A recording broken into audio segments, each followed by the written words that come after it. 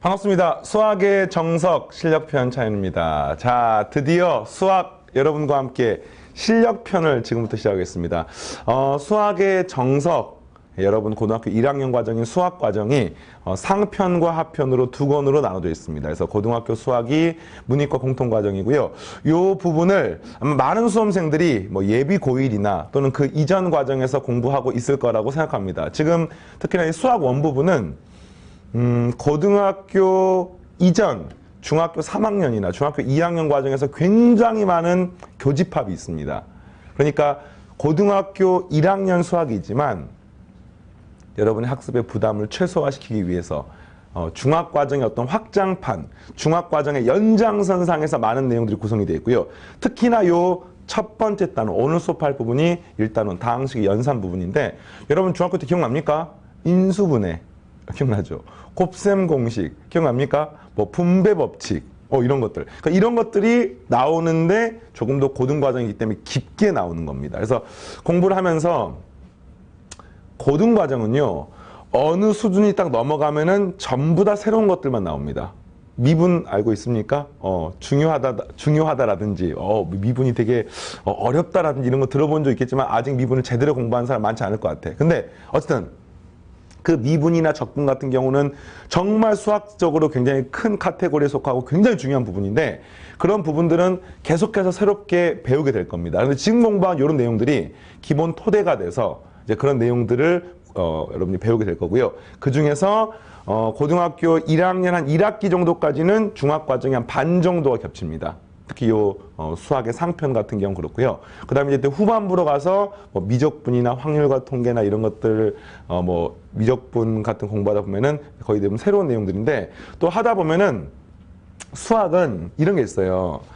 수학을 왜 재밌어 하느냐 또는 수학을 왜 어려워하느냐라고 질문을 던진다고 하면은 많은 수험생, 그 선생님도 그랬었고 선생님도 이과로서 정말 고등학교 시절에 열심히 공부했었고 그러면서 답변이 돌아오는 게 수학은 쌓아나가는 학문인 거야. 이 쌓아나간다는 말의 의미가 여러분 마치 뭐 그런 거지 뭐 책을 쌓아나간다. 짐을 쌓아나간다. 이런 걸 비슷한 겁니다. 그러니까 수학은 이걸 쌓아나가는 학문이기 때문에 이 기본적인 밑바탕이 베이스가 잘 돼 있지 않으면 뒤에 이 쌓았을 때 쉽게 말하면 균형이 없고 뭐 무너질 수도 있고 이렇게 되는 겁니다. 그래서 기초가 굉장히 중요한데 그 기초 중에서 고등 과정은 지금 공부하고 있는 수학 상편이나 수학 하편에 해당하는 내용이 바로 그런 부분이고요. 그래서 선생님이랑 고등학교 수학 상편을 제대로 공부하는 아마 첫 강좌가 이 수학의 정석 실력편일 거고요. 또 공교롭게도 이 수학의 정석 실력편 상편이 고교 과정의 교재 중에서 고교 과정의 강좌 중에서 손에 꼽을 정도로 어려운 강좌입니다. 그러니까 심화 강좌라고 생각하시고 그러면 이제 이런 걱정이 들지. 선생님 저 정석 처음 공부하는데 그 실력편 공부해도 됩니까? 라든지 또는 제가 이게 지금 고교 과정에서 손에 꼽을 정도로 어려운 이 책이라고 하는데 이걸 내가 다른 베이스가 없이 공부할 수 있습니까? 라고 물어보면은 있습니다. 선생님도 고등학교 시절에 기본 정석 전혀 안 보고 실력 정석만 여러 차례 반복해서 공부했었고요. 선생님 주위에 많은 수험생들도 그랬었고. 왜 그런 거 하니? 이 수학 상편 같은 경우는 아까 말했지만 중학과정에 굉장히 많은 교집합들이 있고 또 하나 쌤이 이 본 강의에서 기본적인 내용들 증명부터 시작해서 하나씩 모두 다 이야기해 줄 겁니다. 그냥 공부를 하면서 그런 부분이 만약에 해결되지 않는 부분이 있다고 하면은 질문 답변 게시판을 통해 적극적으로 활용하시고 쌤이 요 실력 정석 강의이지만 실력 문제나 고급 문제만 푼다고 생각하지 마시고 이 교재에 있는 여러분의 학습에 필요한 모든 문항들을 같이 해결해 줄 테니까 참고하시고요. 이 정석 교재를 처음 공부하신 분들이 있으니까 잠깐 소개를 하면은 이렇게 돼 있어요. 제일 처음에 기본 정석이라고 해서 이제 이론편이 있어요. 이론편. 그래서 막 뭐 기본 정석이 이 박스에 보면 이렇게 어떤 정리가 돼 있고 이것들을 토대로 밑에 증명도 돼 있고 설명도 돼 있습니다. 이게 끝나고 나면은 필수 예제가 있습니다. 필수 예제 아래에는 동일한 개념으로 유제가 있습니다. 그러니까 이 필수 예제랑 유제가 한 세트라고 생각하면 됩니다. 선생님이 여러분의 어떤 학습의 능동적인 측면에서 필수 예제는 모든 문항을 풀어주고 그 다음 필수 예제랑 이론 사이의 관계도 지속적으로 이야기를 해줄 겁니다. 그리고 실제로 정석 교재는 이 필수 예제 아래에 해설도 나와 있지. 문제 풀다 보면 해설에 자연스럽게 눈이 가는 게 정상인 거야. 괜찮습니다. 근데 이런 거야. 필수 예제하고 유제가 굉장히 유사한 문항들이 대부분이거든요. 유제만큼은 여러분이 스스로 풀어보십시오. 그러니까 유제도 뒤에 해설이 있습니다. 해설이 있는데 유제는 강의 시간에 다루지 않은 이유는 거의 대부분 필수 예제랑 유사합니다. 또 하나는 강의만 처음부터 끝까지 들으면 전부 다 이해가 됩니다. 왜냐? 선생님이 설명을 잘해 주시니까. 그런데 이게 여러분의 수학 실력과는 근본적인 차이가 있습니다. 강의를 듣고 끄덕끄덕하고 이해가 되는 거는 선생님이 수학을 잘하는 거고요. 여러분이 수학을 잘하려면은 내가 풀어내야 되고 내가 써낼 수 있어야 되는 겁니다. 그래서 그런 부분들 여러분들이 스스로 문제를 푸는 것을 선생님은 최종적인 형태로 생각하고, 다만 실력 정석에서 많은 문항들이 여러분이 혼자 풀기가 쉽지 않을 겁니다. 뭐 그나마 수학 상하편은 괜찮은데 뒤에 미적분을 가거나 또는 뭐 수학 1, 2를 가면은 이 부분이 이제 어려운 거야. 그러면 그런 것들을 공부하는 과정에서는 일단 먼저 배워. 그 다음에 반복적으로 여러분이 풀어보면서 여러분이 스스로 풀 수 있는 상태로 옮겨져 가야 되고, 그래서 이제 유제가 그런 측면에서 여러분이 스스로 푸는 필수 예제 관련성으로서 이렇게 풀어보는 거고요. 이게 끝나고 나면 연습 문제가 있습니다. 연습 문제는 굉장히 양질의 문제들이 많이 있어요. 굉장히 좋은 문항들. 연습 문제 중에는 가장 최근에 수능에 출제가 되었던 문항들도 실려 있고, 일부 문항들은 선생님이 고등학교 시절에도 있었던 연습 문제가 지금 이 교재에도 있습니다. 그때 중요한 문제, 한 번 중요한 문제는 수십 년, 수백 년이 지나도 교육 과정에 남아있는 한 중요한 문항들이기 때문에 그런 것도 실려 있고, 그 다음에 자, 연습 문제를 보면은 기본편이 있고요, 실력편이 있습니다. 그 중에서 이 연습 문제 중에 실력편이 이 정석 교재 중에서 가장 어려운, 가장 고난도 문항들이 수록되어 있는데, 이 실력편이나 기본편에는 모든 문항들을 본 수업 시간에 선생님이 다뤄줄 테니까 하나도 빠뜨리지 않고 모두 내 것으로 만드시고요. 정석 교재는 교재에 이 비어있는 칸들이 별로 없기 때문에 반드시 연습장 구해가지고, 또는 온라인 강의 듣는 학생들은 뭐 강의 노트 같은 거 받았다고 하면은 그걸 이용해가지고 노트에다가 푸시고, 됐습니까? 그 다음에 이 정석 교재에는 자기가 나중에 다시 풀어봐야 되는 문항들을 표시만 해놓기 바랍니다. 이런 거야. 뭐 내가 3번 문제가 틀렸어.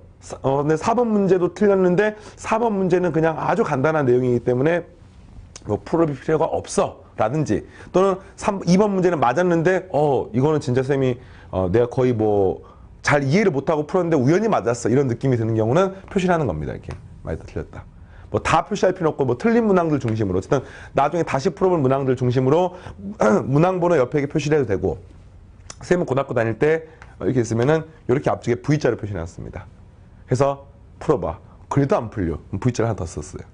그래도 안 풀려. V자를 또 표현했습니다. 그래서 이 개수가 많으면 많을수록 뭐 동그라미 표시해도 됩니다. 이렇게. 뭐 동심원으로 표시해도 됩니다. 여러분이 취향껏 하시고. 어쨌든 이런 것들을 공부하면서 고교 과정이라고 하는 중학 과정과는 차별하는 내용들을 여러분들이 마음으로 받아들이시면서, 이게 어렵긴 하지만 내가 극복해야 되는 것들이구나 라고 생각하시면서 열심히 따라와 주시고, 실력 정석에 있는 모든 문항들을 내가 자유롭게 풀 수 있다라고 하면은 여러분의 수학 실력은 쌤이 책임질 수 있습니다. 그 정도로 교재 구성도 잘 되어 있고 굉장히 깊은 내용까지 여러분들이 다루게 되어 있으니까 자, 집중 잘 따라오시고요. 자, 그러면 바로 본 강의를 시작하겠습니다. 쌤은 항상 전체를 보고 그 다음에 부분을 보는 것을 강조하는 이야기를 하는데, 일단은 쌤이 아까 시작할 때 했던 이야기처럼 요 첫 번째 단원이 다항식의 연산인데, 이런 거야. 지금 우리가 배우는 게 다항식, 다시 말하면 식을 배웁니다. 식. 그러니까 식이란 말은 이런 거야. 뭐 2x 마이너스 3x의 제곱 플러스 뭐 5y, 이런 게 다항식인 거야. x의 n제곱꼴, y의 n제곱꼴이 덧셈 뺄셈 형태로, 뭐 또 z도 있고요. 그래서 표현된 형태를 다항식이라고 부르는데, 이런 거야. 왜 다항식을 배울까? 아마 중학교 때는 그런 고민을 해본 적이 없을 것 같습니다. 그러니까 다항식을 배우는데 그냥 배워, 이런 게 아니야. 다 이유가 있습니다. 그래서 그 전체적인 내용을 이해를 하고 구체적인 알맹이를 채워 넣게 되면은 여러분들이 고교 수학이 좀 더 이해가 될 거라 생각합니다. 다항식이야. 식이야. 식을 왜 배우느냐? 이 식들을 자유롭게 다루어서 무언가를 하기 위한 거예요. 그러니까 다항식의 목적은요, 간단합니다. 이런 식들을 자유롭게 묶어내고 인수분해하고 나누고 곱하고 이런 것들을 할 수 있으면 이 단원이 끝나는 겁니다. 이해되겠어요? 근데 식을 왜 배우느냐? 이 식을 가지고 무언가를 하기 위한 거야. 그게 우리가 말하는 방정식, 부등식이야. 그러니까 이 방정식, 부등식입니다. 요게 는영 또는 이렇게 표현된 게 방정식이나 부등식이잖아. 맞습니까? 그러니까 이런 거예요. 이런 2차 방정식이죠, 넘기면은. 그죠? 그러니까 이런 2차 방정식 같은 것들을 푸는 것을 중3 때 아마 들어본 적이 있을 거야. 맞죠? 들어본 적이 있어야 돼. 그래서 이제 그 과정에서 중학교 때 왜 인수분해랑 곱셈 공식을 배웠지? 그렇구나. 결국에는 이 방정식, 부등식이라고 하는 것 과정에서 2차 방정식 같은 걸 풀려면은 인수분해를 해야 되고 그래야지 방정식을 풀 수 있기 때문이구나. 그래서 다항식을 인수분해하고 다항식을 뭐하고 전개하고 이런 것들을 배운 겁니다. 그러니까 배우는 것의 그 인과관계를 알아야 돼요. 그럼 이런 거야. 방정식, 부등식 배워서 어디다 써먹을까? 근을 구하는 거. 물론 필요해. 하지만 이제 방정식, 부등식을 구하는 과정이 굉장히 많은 형태로 확장이 됩니다. 이걸 이제 조금 더 수학의 큰 카테고리를 보면은요. 수학이라고 하는 게 그러니까 뭐 대학교 수학도 포함해가지고 여러 가지 그 카테고리에 나눠져 있어요. 뭐 이런 거야. 뭐 기하학이라고 하는 게 있습니다. 도형을 다루는 학문체계, 기하학. 뭐 이런 것도 있고요. 뭐 해석이라고 하는 부분도 있고요. 이게 보통 우리가 함수를 말합니다. 함수를 말하고. 그 다음에 방정식, 부등식과 같은 방정식과 부등식과 같은 대수라고 부르는, 좀 이름이 어렵죠. 한자기 때문에. 대수라고 하는 부분도 있습니다. 그러니까 방정식, 부등식을 풀어. 이런 것도 이제 수학의 하나의 카테고리고, 뭐 통계학이라고 하는 것도 수학의 넓은 의미에서 카테고리인데, 이런 것들이 이제 수학이라고 하는 것 안에 들어가 있는 큰 덩어리들이야. 이 안에 이제 뭐 미적분도 들어가 있고, 뭐 방정식, 부등식도 들어가 있고, 뭐 벡터 문제 같은 것도 들어가 있고, 막 이러면서 이제 쭉 나와 있는데, 이런 것들이 고등학교 수학에서 과목별로, 단원별로 흩어져 있는 거야. 그러니까 이런 부분이 이제 확장이 돼서 함수라든지 뭐 또 뒤에 가서 함수가 밀접한 관계가 있긴 한데, 함수 자체가 또 미적분하고도 밀접한 관계가 있고요. 그 이외에 다른 뭐 이과 수험생들이 선택 과목으로 배우는 뭐 벡터라든지 뭐 이런 것들이 이제 다 이런 걸 구하는 과정에서 필요한 겁니다. 이제 실제로 요 방정식, 부등식이라고 하는 요 내용은 단순히 방정식을 풀자가 끝이 아니라 나중에 함수까지 배우고 나면은 여러분이 수학 상편에서도 나올 건데, 함수하고 방정식도 어떤 밀접한 관계가 있고요. 그 다음에 함수가 미적분하고도 관계가 있기 때문에 미적분을 공부하면서 방정식, 부등식이라고 하는 것들도 배우고요.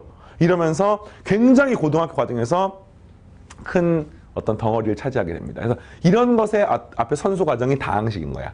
그리고 미적분을 배우는 과정도 여러분들 수학 1, 2 공부하다 보면 미적분이 나오는데, 그 미적분도 처음에는 다항식의 미적분을 배우는 거야. 그러다가 이제 이과 수험생들은 다항식이 아닌 미적분도 배우고 이러면서 이제 쫙 뻗어나가는 거지. 그것의 처음 출발이 바로 이 다항식의 내용이고요. 처음 공부를 하는 부분이니만큼 쌤도 좀 사명감을 가지고 여러분에게 열심히 강의를 진행할 테니까 쌤이 수업 시간에 하는 이 던져주는 말 하나하나를 빠뜨리지 않고 모두 다 이해하시고 복습하시기 바랍니다. 됐습니까? 자, 오늘 수업은 조금 라이트한 느낌이 들 수도 있는데 또 중학과정에서 안 배운 내용 하나 배우니까 잘 따라오시기 바랍니다. 자, 제일 처음에 배우는 내용, 여러분들 정석 교재는 7페이지죠. 다항식의 연산. 확인했습니다. 그러니까 지금 정석을 처음 공부하니까 선생님이 처음만 딱 그 공부한 어떤 틀, 습관을 잡아줄 테니까 요걸 그대로 따라오시기 바랍니다. 이 정석에 보면 기본 정석이란 박스가 있는데, 그 박스에 있는 이런 식들은요, 최종적으로 내가 외워야 하는, 최종적으로 이해가 끝나고 나서 알아야 되는 내용이라고 생각하면 되겠습니다. 근데 그것들을 먼저 읽어보는데, 그 중에서 내가 중학과정이나 또는 뭐 선행을 해가지고 또는 어떤 다른 이유 때문에 미리 학습한 부분이 있다고 하면은 그 자체로서 사실상 넘어가도 될 수도 있습니다. 그런데 이제 선생님이 이런 거야. 요 기본 정석 박스 아래 보면은요, 뭐 어드바이스라고 해가지고 쭉 1, 2, 3, 4 하고 나오면서 이에 대한 설명이 나와 있어. 근데 그 설명은 전부 다 읽어보십시오. 단 그 설명에 보면은 문제들이 있거든요. 아주 자잘한 문제들이 있는데 그 문제는 풀어봐도 되고 안 풀어봐도 돼. 무슨 말이냐면 그 문제는 정말 단순한 연산들이야. 근데 여러분의 수학적인 사고력에는 그 연산보다는 그 개념에 대한 이해가 훨씬 중요하고 요거 이제 설명할 테니까 잘 따라오면 되겠습니다. 자, A, B, C, M이 다항식일 때 다음 법칙이 성립한다. 그러니까 다항식의 경우에 성립하는데 교환 법칙, 식들이 덧셈이나 뭐 곱셈에 대해서는 서로 바꿀 수가 있습니다. 당연히 뺄셈이나 나눗셈 바꾸면 안 되는 거죠. 근데 이거는 이제 이런 거야. 다항식은 또 이런 책에 있습니다. 중학교 때는 숫자를 배웁니다. 숫자. 이 숫자가 확장이 돼서 다항식이 되는 거야. 그러니까 사실상 이게 숫자로부터 확장된 내용이기 때문에 중학교 과정에서 배웠던 수의 여러 가지 연산들이 또 그대로 적용이 되는 거야. 어떤 느낌이 나겠습니까? 그래서 수가 식이 되고 식을 통해서 뒤에 가서 방정식, 부등식으로 확장이 되는 이런 느낌인데 그 숫자에 대해서도 그죠? 2 더하기 3이나 3 더하기 2가 똑같은 겁니다. 2 곱하기 3하고 3 곱하기 2 똑같은 겁니다. 그런데 이게 다항식에서도 적용할 수가 있습니다. 대학교 수학과나 대학교 수학 관련된 뭐 전공을 하게 되면은 이제 이런 부분들을 정말 시시콜콜하게 하나하나씩 증명할 수 있는 건 증명하고 공리로서 자명한 것들은 그냥 받아들이시고 또 정의에 해당하는 거는 그대로 정의를 따르고 이러면서 이제 그런 것들이 나오는데 그거는 우리의 영역이 아니야. 우리는 그냥 그렇구나 됐습니까? 자, 결합법칙이 뭐냐면요. 앞에 거 2개 먼저 연산하고 뒤에 걸 나중에 하나, 뒤에 거 먼저 연산하고 앞에 걸 나중에 연산하나 똑같습니다. 이거 똑같습니다. 되겠습니까? 그리고 분배법칙 굉장히 많이 사용되죠. 이렇게 곱해가지고 MA, MB 형태를 표현할 수 있고 이렇게 곱해서 AM, BM으로 쓸 수 있는데 어차피 이것들의 식이 교환법칙이 성립하기 때문에 뭐 MA, MB라고 써도 상관없습니다. 됐어요? 끝이야 끝. 이게 중학과정에 있기 때문에 뭐 특별히 따로 설명하지 않겠습니다. 자, 그다음 또 하나 나와 있는 게 여러 가지 연산법칙들이 있는데 자, 첫 번째 괄호의 규칙은 뭐 덧셈은 그대로 풀면 되겠고요. 이거 중학교 1학년 때 나왔나? 괄호 앞에 뺄셈 있으면 뺄셈을 이렇게 분배법칙 해주는 거 알고 있습니까? 선생님 중학교 때 학교에서 공부하다가 이것 때문에 계산실에서 되게 많이 했었는데 그죠? 한 번씩 확인하시고. 자, 그 다음에 지수법칙이라고 하는 것 역시 중학교 3학년 때인가요? 나왔었죠. 그래서 이 지수법칙이라고 하는 게 이런 거야. 양의 정수, 이걸 다시 말하면 자연수라고 부르는데 이 자연수일 때 다음의 식이 성립합니다. 그걸 어떻게 증명했더라? A의 m제곱 곱하기 A의 n제곱을 하게 되면 이거는 A가 n번 곱해진 거고 A가 n번 곱해지니까 전체는 A가 n 플러스 n번 곱해지기 때문에 A의 n 플러스 n제곱이 되고요. 정확하게 읽는 방법은 A의 m승이 아니야. 그거는 이제 올드한 표현이고 A의 m제곱, A의 n제곱 A의 n 플러스 n제곱 이렇게 읽는 겁니다. 예, 승이라고 하는 게 이제 일본식 표현이기 때문에 하여튼 그렇습니다. 그 다음에 뭐 이런 거예요. 또 A의 m 마이너스 n제곱은 요 m하고 n의 부호에 따라서 이렇게 나눠지는 거죠. 그래서 어쨌든 최종적인 결론이 이렇게 됩니다. A의 m 마이너스 n제곱이라고 쓰면 되는데 요 A의 m 마이너스 n제곱에서 m이 큰지 n이 큰지 같은지에 따라서 이 값이 양수일 수도 있고 음수일 수도 있고 0일 수도 있는데 아직 우리가 여기 있는 이 지수가 음수나 0이 되는 것을 안 배웠기 때문에 그런데 이게 이제 고등학교 과정이 다 끝나고 나면 어차피 다 배울 겁니다.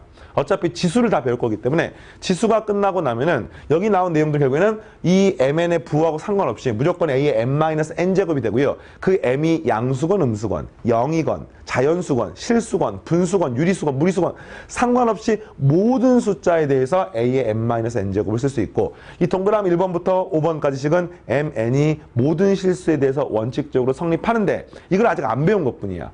그 교육과정상 자연수란 제한 조건이 나와 있는 것뿐입니다. 이해되겠죠? 자, 그리고 뭐 세 번째 지수는 곱할 수 있고요.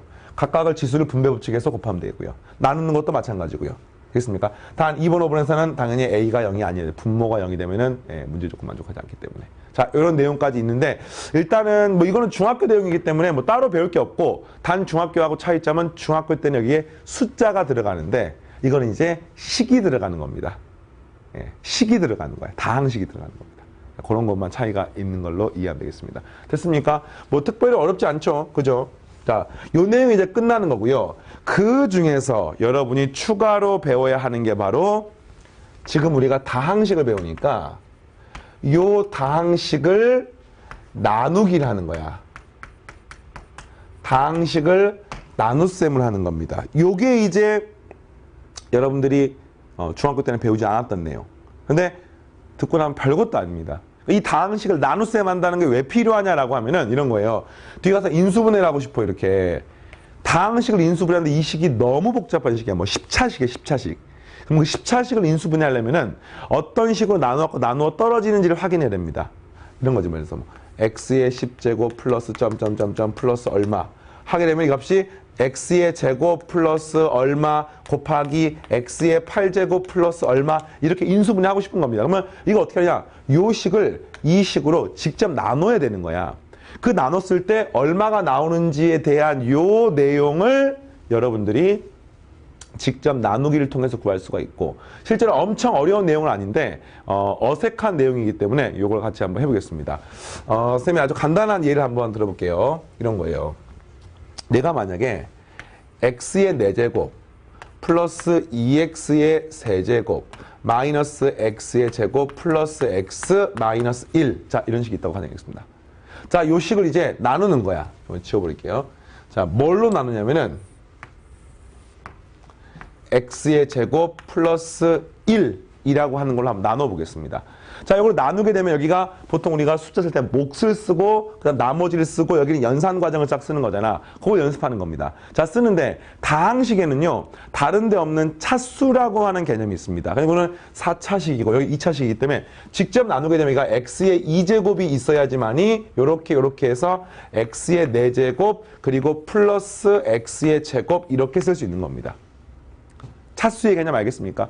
그래서 요거를 이렇게 빼게 되면 마치 우리가 숫자 연산하듯이 똑같습니다. 위에서 아래값 빼게 되면 사라지고요. 여기는 2x의 세제곱 마이너스 2x의 제곱 플러스 x 이런 걸로 표현할 수가 있는 거죠. 이해됐습니까? 그리고 마찬가지로 이 식하고 이 식을 같이 연산해가지고 구하게 되면은 어떻게 됩니까? 2x제곱하면 플러스 2x가 나와야 되고요. 구하게 되니까 2x의 세제곱 플러스 2x 이렇게 표현할 수가 있는 겁니다. 역시 뺍니다. 좀 귀찮긴 하죠. 마이너스 2x의 제곱 그 다음에 마이너스 x라고 쓸 수 있고 마이너스 1이고 여기가 마지막으로 마이너스 2가 되면은 마이너스 2x의 제곱 마이너스 2가 돼서 요거 연산하고 나면은 마이너스 x 플러스 1이 남게 됩니다. 그 말은 무슨 말이냐?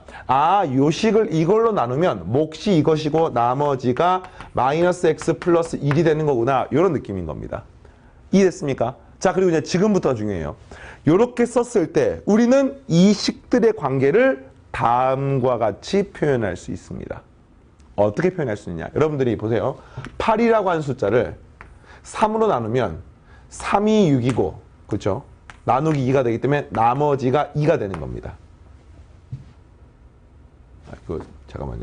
이거 갖다가 여러분이 2가 두 개 나면 헷갈리니까 7을 1이 돼서 나머지가 1로 하겠습니다. 그러면은 이때 우리가 뭐라고 쓸 수가 있냐면요. 7이라고 하는 숫자는 이거 두 개 곱한 3 곱하기 2 플러스 1 이렇게 표현할 수 있는 거야. 이해됐습니까? 자, 그래서 요런 게 성립하기 때문에 다항식에서도 이것들을 가지고 뭐라고 쓸 수가 있냐면은 자, 그대로 써보겠습니다. x 4제곱 플러스 2x의 세제곱 마이너스 x의 제곱 플러스 x 마이너스 1 이라고 하는 요 숫자, 요 식은 x제곱 플러스 1로 묶어내시면 그 식은 x의 제곱 플러스 2x 플러스 마이너스 2가 되고 플러스 마이너스 x 플러스 1이라고 표현할 수가 있는 겁니다. 자, 어떻게 보자 알겠어요? 그래서 이 식을 전개를 하면은요, 이거하고 똑같은 식이 되는 겁니다. 요게 우리가 알고 있는 다항식 나눗셈의 성질이고요. 이 중에서 요걸 우리가 이제 몫이라고 부르죠. 이런 거 갖다 몫이라고 부릅니다. 이 몫이라는 단어가 수학에서 사용되는 용어이기 때문에 알고 있어야 되고. 그래서 이런 게 이제 중학과정에서 나왔던 것들이 조금 더 확장된 형태들. 자, 그 중에서 특히나 이 연산을 어떻게 하면 쉽게 할 수 없을까에 대한 고민을 수학자들이 했어. 그래서 어떻게 하면 쉽게 할 수 없을까를 봤더니 여기 나온 요 x제곱 플러스 1 같은 요 식 나눠지는 수 이거 뭐 제수, 피제수 이런 단어를 예전에 썼었는데 뭐 지금 그냥 생략하겠습니다. 직접 나누는 요 수가 요 식이 x에 관한 1차식이면 이 나눗셈을 굉장히 쉽게 하는 테크닉이 하나가 있습니다. 그게 그 이름도 유명한 조립제법입니다. 이 조립제법은요, 그냥 별건 아니에요. 그냥 직접 나누기를 하는 겁니다. 직접 지금 나누기를 하는 거 보니까 너무 쓰는 양이 많아가지고 번거롭잖아. 그래서 그 직접 나누기를 하는 과정을 하나의 틀로 만들어가지고 조금 더 쉽게 하는 것 뿐인데, 그렇다고 해서 이 조립제법이 뭐 기막힌 아이디어냐라고 그러면 그렇지는 않습니다. 그냥 직접 나누는 건 거의 똑같아. 그러나 계산량을 조금 줄인 거야. 그래서 굉장히 유용한 겁니다. 그래서 어떤 건지를 봤더니 이 조립제법은 이런 거예요.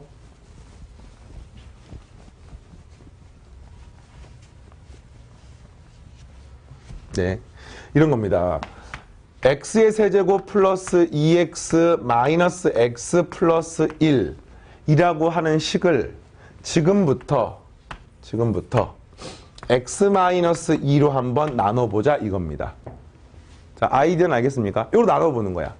그러면 이제 이런 거죠. 방금 했던 것처럼 쭉 쓰고 쭉 써갖고 나누기를 할 수가 있어.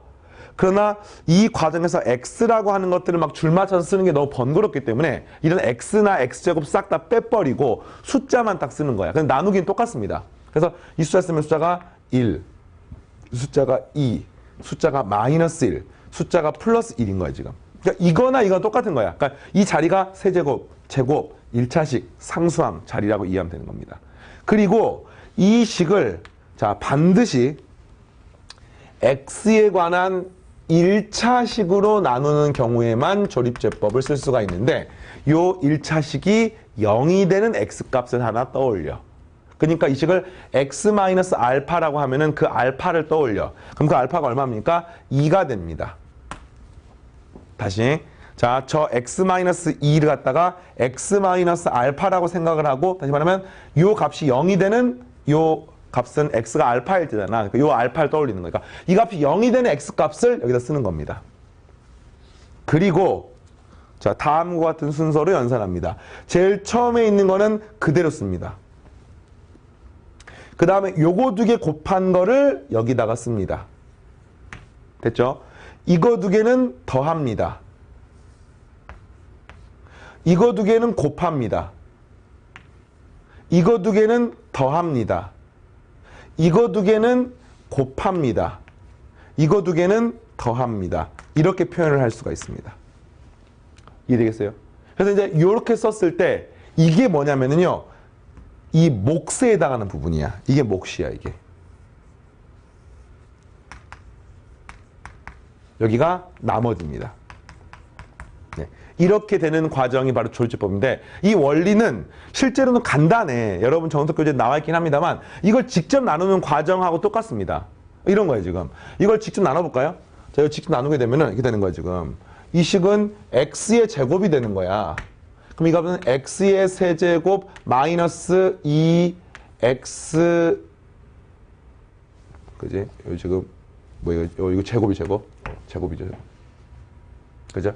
마이너스 2x의 제곱이 되는 거야. 그리고 위에서 아래 걸 빼는 겁니다. 이걸 위에서 아래 걸 빼게 되면은 자 일단은 여기는 x제곱 x제곱 사라지죠. 그럼 이렇게 빼고 나면은 여기가 4x의 제곱이 되는 거예요 지금. 그 뒤에 또 점점점 있을 거 아니야. 그럼 그랬을 때 이거가 나오려면은 여기는 플러스 4x가 돼야 되는 겁니다.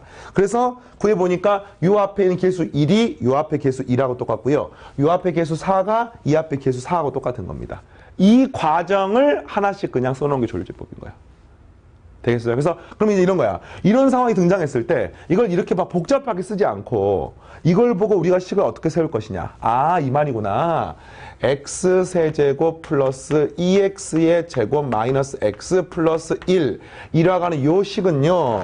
여기 나와 있는 이 식을 보고 봤을 때 몫이 뭐가 되는 거야? x 마이너스 2로 나눴을 때 몫은 x의 제곱 플러스 4x 플러스 7이라고 표현할 수 있고 나머지는 15가 되는 것입니다. 이게 바로 조립제법으로 쓸 수 있는 간단한 형태고요. 그 중에서 x에 관한 1차식으로 나눌 때만 조립제법을 쓸 수 있다. 2차식이나 개수가 이상한 형태는 뒤에 가서 나머지를 다루는 뭐 나머지 정리, 인수 정리 이런 걸 하는 과정에 추가로 배울 테니까 일단은 여기까지 기억하면 되겠습니다. 이게 1단원에서 배워야 되는 이론의 대부분이야. 별거 없죠. 뭐 뒤에 곱셈 공식이 나오긴 합니다만 일단은 여기까지가 어떤 문항들로 구성되는지 살펴보겠습니다. 자, 보겠습니다. 필수 예제 문제들인데 아마 1단원의 앞부분은 뭐 강의 듣지 않아도 충분할 까 생각하고 조립제법과 직접 나누게 하는 방법을 중심으로만 기억하면 되겠습니다. 자, 빠르게 해볼게요. 다음 식을 간단히 해주세요. 요렇게 나와 있는 식입니다. 뭐 이거 그냥 곱하면 되는 거지, 이거. 그지? 2분의 1 a제곱 bx 됐나요? 자, 그 다음에 여기 나온 식은 제곱이 돼 있으니까 곱하기 9분의 4에 a제곱 b제곱 y제곱 나누기는 곱하기로 고친 다음에 역수를 취하면 되겠습니다. 따라서 이 값은 16분의 9b의 제곱 x제곱 y제곱이라고 표현할 수 있습니다. 됐나요? 예. 지금 공부하고 있는 요 강의의 수준이 처음에 1강이니까 쉬워 보이는 거야. 뒤로 가면은 뭐 정말 재밌는 내용들이 많이 있습니다. 기대하시고. 하여튼 좋아요. 그래서 요거를 연산을 하는데 연산할 때 연산하는 어떤 팁 같은 거 이렇습니다. 모아서 연산을 하세요. 그러니까 이런 거야. 상수항이 2분의 1, 9분의 4, 16분의 9니까 상수항을 먼저 구하는 거야. 이렇게 상수항을. 요렇게 하게 되는 값이 얼마가 됩니까? 8이 되는 거야, 8? 네. 그래서 분모는 8이 되고요. 앞에 숫자는 8분의 1이 되는 거죠. 그리고 또 모아서 A는 2개, A는 2개, 여기는 끝이네요. 그럼 A가 4개. B는 하나, B가 2개, B가 2개니까 B는 5개. 맞습니까? X가 하나, X가 2개, X는 3개. Y는 없고 2개, 2개니까 Y는 4제곱이 돼서 네, 이렇게 되겠습니다. 어렵지 않죠? 자, 두 번째. 자, 분수가 나와 있고 나눗셈이 나와 있어도 어차피 똑같습니다. 이게 지수법칙을 중학교 3학년 때 과정에서 숫자가 아니라 식에다가 적용하는 겁니다. 구하니까 4분의 1에 x제곱에 y의 4제곱 곱하기 x제곱 y의 6제곱분의 1이고요. 요거 나중에 이제 지수를 배우게 되면은 x의 마이너스 2제곱 y의 마이너스 6제곱으로 배워요. 뭐 지금은 이렇게 하겠습니다. 자, 곱하기 얼마야? 4의 제곱 얼마야? 64. 이런 거 알고 있습니까? 2의 거듭 제곱이 엄청 많이 나오거든요. 2의 제곱 4. 2의 세제곱 8.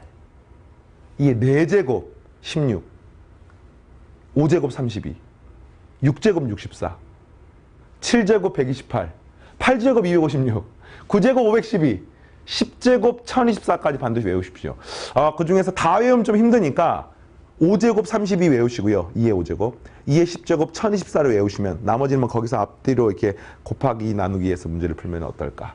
됐나요? 하여튼 좋아. 그래서 이렇게 계산할 수가 있고 요 식은 64분의 27 곱하기 x의 6제곱 y의 세제곱이 되겠습니다. 마찬가지로 상수항부터 먼저 구합니다. 분모는 256이네요. 분자는 27입니다. 곱하기 x제곱, x제곱 사라지고 x의 6제곱이 남고요. 자, y는 여기서 y 4제곱, 6제곱이고 세제곱이니까 그냥 y만 딱 남게 되겠습니다. 되겠습니까? 네, 이렇게 해서 필수예제 1-1번이 끝났고요. 자, 그 다음도 해보겠습니다.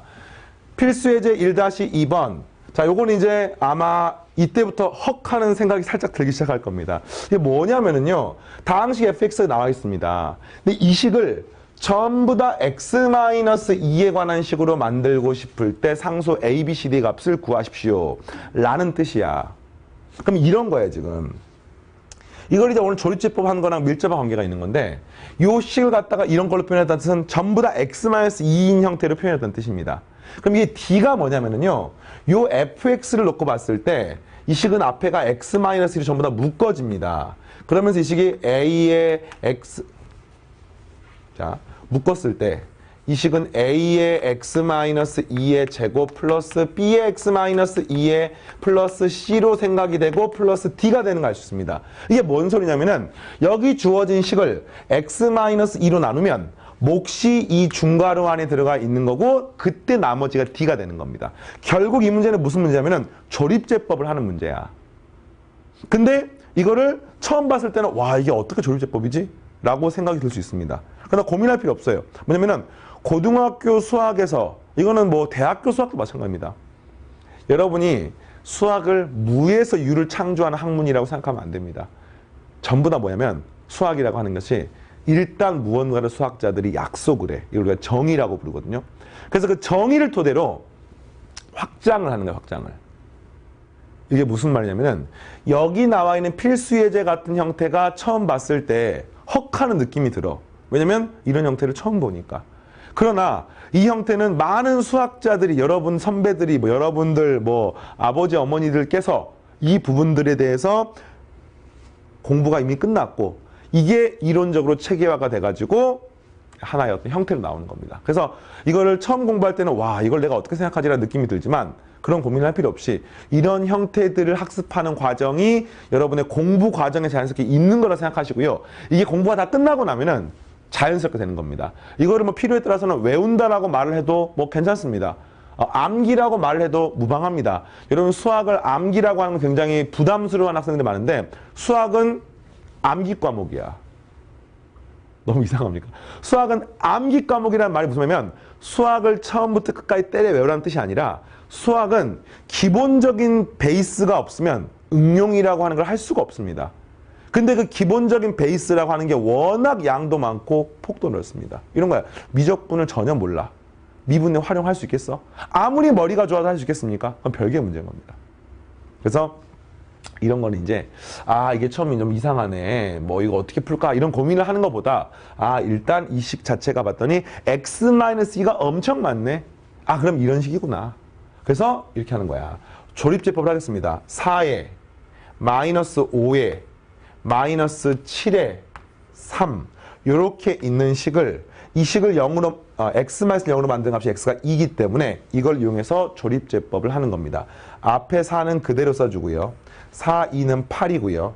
이거 더하게 되면 3이고요. 2, 3은 6이고요. 더하게 되면 마이너스 1이고요. 2를 곱하게 되면 마이너스 2가 되고 이게 1이 돼서 이 제일 마지막 1이 뭐냐면은 나머지가 되는 겁니다. 그러니까 무슨 말이냐면 여기 주어진 식은 이렇게 되는 거야. x-2로 묶었을 때 몫은 4x의 제곱 플러스 3x 마이너스 1 나머지 1 이렇게 되는 겁니다. 따라서 뭐가 나오는 거야? 그렇지. 뒷값이 1이 되는 것을 알 수가 있는 거죠. 그럼 계속해서 나는 A, B, C도 구하고 싶거든요. 너 어떻게 하는 거야? 그치? 여기 나와 있는 식이, 여기 나와 있는 식이 요 식과 똑같은 거 아닙니까? 그럼 이 식을 또 조립제법 하면은 A, B, C를 구할 수가 있는 거지. 이해됐습니까?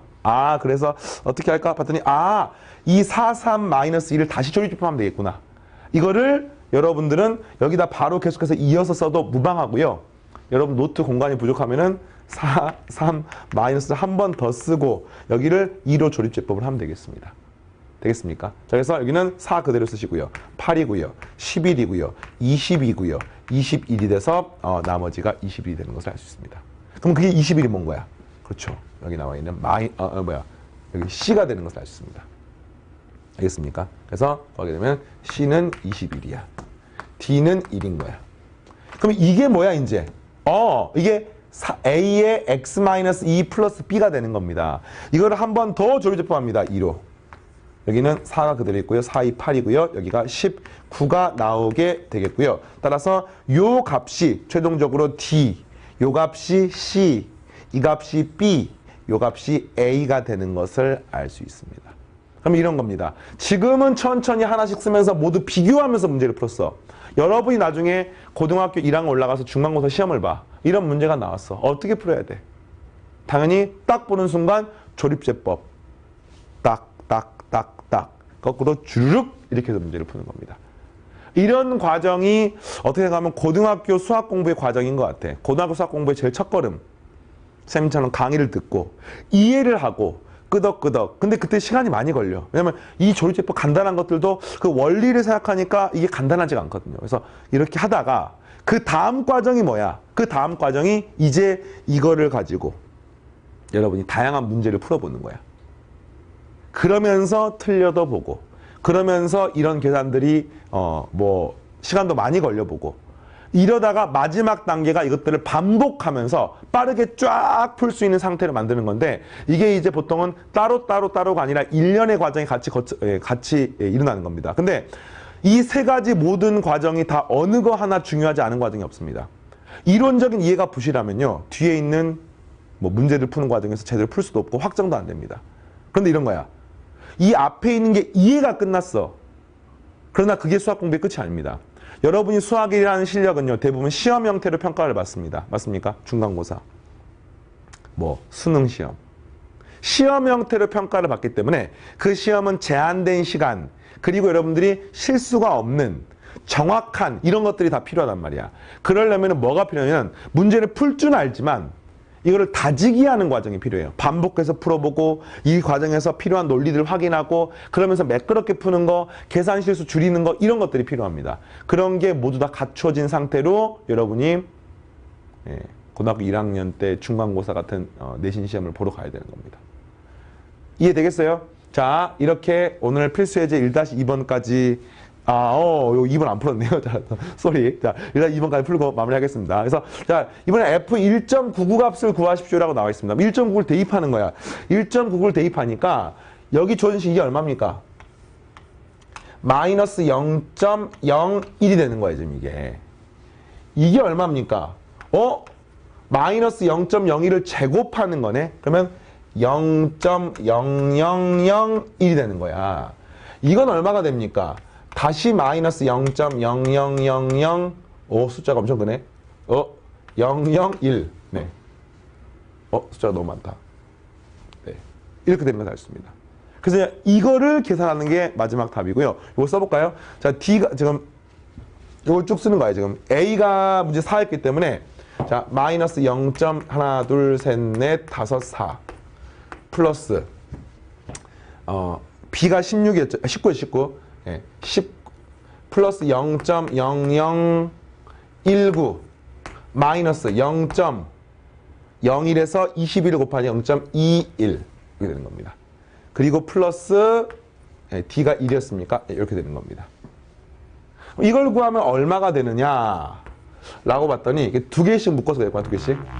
이거 묶어서 하겠습니다. 이걸 묶고 가면은 0.78 얼마가 나오는 거야.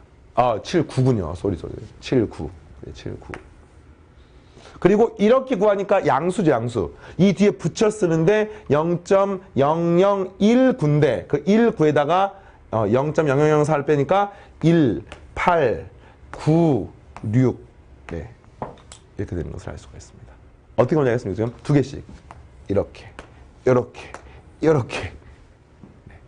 이제 사실상 이런 거야. 이 문제를 만약에 보세요. 다항식 fx가 이거 다 지워진 상태에서 다항식 fx가 이것일 때 f 1.99를 구하세요라는 문제가 나오면 어떤 일이 벌어져? 왜 이게 나왔을까? 이 1.9를 여기다 집어넣으면 1.9의 세제곱 구할 수가 없는 거야. 근데 이걸 어떻게 만들었어요? 1.99랑 제일 가까운 숫자인 2를 이용해서 이렇게 조립제법을 하고 나니까 여기에 대입하고 나니까 굉장히 간단한 결과가 나왔잖아. 됐습니까? 자, 이렇게 같이 해봤고요. 오늘 첫 시간이기 때문에 쌤의 수학적인 내용들을 많이 설명하지 못했는데 어쨌든 조립제법 같은 그런 특별한 형태 하나를 확실하게 기억을 하시고 거의 모든 강의마다 이제 1시간 50분 분량의 강의 하나에 쌤이 지금 이야기하고 있는 이 중요한 메시지들이 최소한 한두 개 이상씩 들어가 있을 겁니다. 그러면서 뒤에 실력편의 연습 문제를 푸는 과정에 굉장히 밀도 있는 내용들이 여러분이 기다리고 있을 것이고요. 이게 모두 끝나고 나면은 여러분의 수학 실력은 너무나도 자연스럽게 수학을 잘 한다, 좀 한다 그런 이야기를 듣게 될 거라고 쌤 확신합니다. 되겠습니까? 자, 쌤 다음 시간에 또 만나겠습니다. 감사합니다.